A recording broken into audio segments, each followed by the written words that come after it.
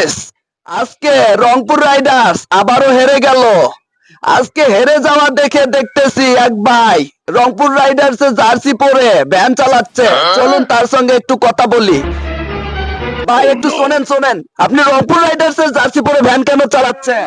আরে শালা, সুনীল নারিন আর ডেভিড ওয়ার্নারকে ছাড়া রংপুর তো ম্যাচই জিততে পারতেছে না। ভাই ওরা কি আসবে সত্যি? আসবে, খালি তাদের আনার জন্য আমি ভ্যান নিয়ে এয়ারপোর্টে যাচ্ছি। আজকে তাদের আনবো আমি। ভাই ভ্যানে কি তারা চড়বে? না চড়বে মানে? তাদেরকে জোর করে চড়াবো, তবু রংপুরকে ম্যাচ জেতাবো আমি। ভাই তারা আসলে কি রংপুরের ওপেনিং শক্তিশালী হবে? এমনিতেই হবে। কদ কি ওয়ার্নার বাবা আছে না, আমাদের ওয়ার্নার বাবা।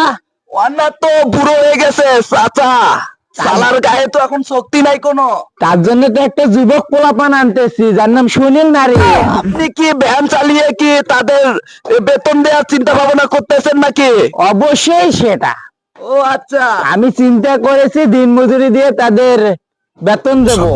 এই কারণে আমি রংপুরে যাইছি। আচ্ছা ভাই, আপনার সময় লস করার জন্য আমি আন্তরিকভাবে দুঃখিত। আপনি ভ্যান চালান, ওকে, তাতেই হবে। আপনাকে ধন্যবাদ। হ্যাঁ, you carry আবার on. আসবেন আমার ভ্যানে চড়ার জন্য। আরে ভ্যানে উঠবো না আমি, যান।